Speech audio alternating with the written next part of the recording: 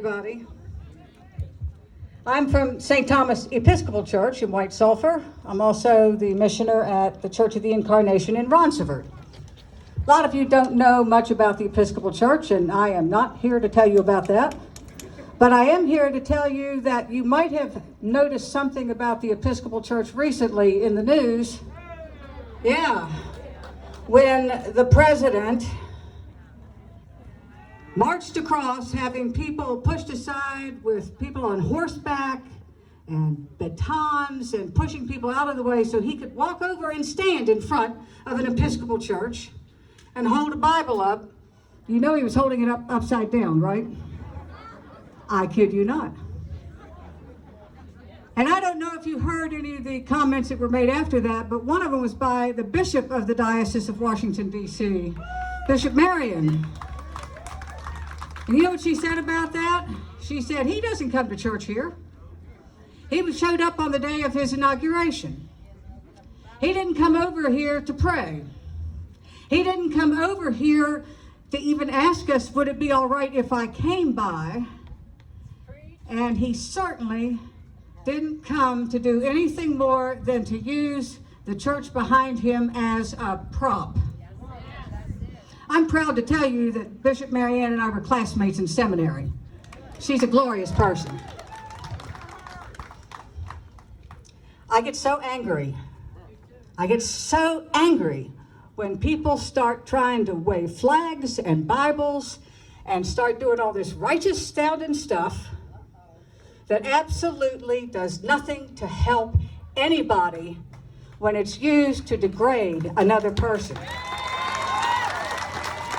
I get really tired. I love that separation of church and state. Trust me, I love that separation of church and state.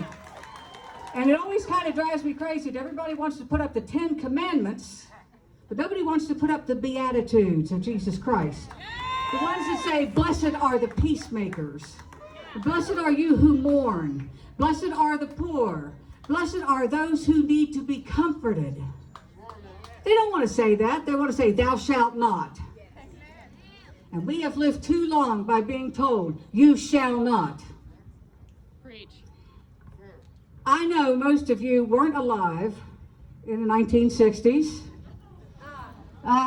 Okay, if you were, yes, we're all gray-haired. Let's raise our hands. But some of us do remember that this sounds awful familiar. It does sound really scary to know that they are now shooting, and thank God it's at least right now rubber bullets. But we know when people were killed in demonstrations, and we know that a lot of things were said and done, and some progress was made, but not enough. Because if enough progress had been made, we would not be here tonight. If we had done what we needed to do back then, and in every decade since, we would not have to be here. Maybe we could be here to celebrate rather than to say, we grieve. We would be here to say, let's not defund the government. Let's not defund the police. Let us start funding education. Let us start funding housing. Let us start funding civil rights and education for justice.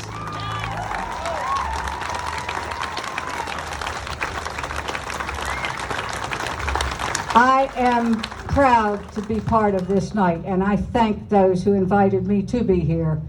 I thank you for being here. And what I pray is that we continue to show up. I pray that this is not the end of it. Well, we had our little party, we had our little demonstration, let's all go home. No. This has got to be that new beginning. We can't keep saying, oh, we'll come back later. No, we have to show up. And I pray that if you do come to the ACLU meetings, if you do show up, and if you do sign up to be parts of things, do it. We've got an election here, June 9th. Show up. And if you really are going to be serious about wanting change, show up in November.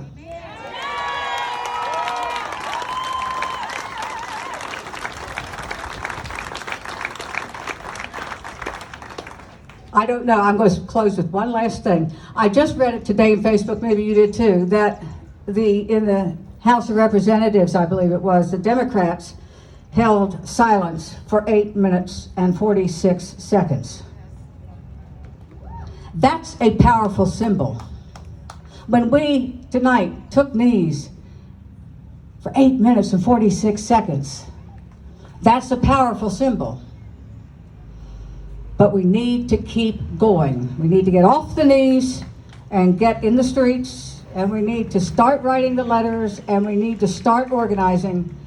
And if I can help you do that, well, God bless you, I'd be glad to. Thank you, ladies and gentlemen.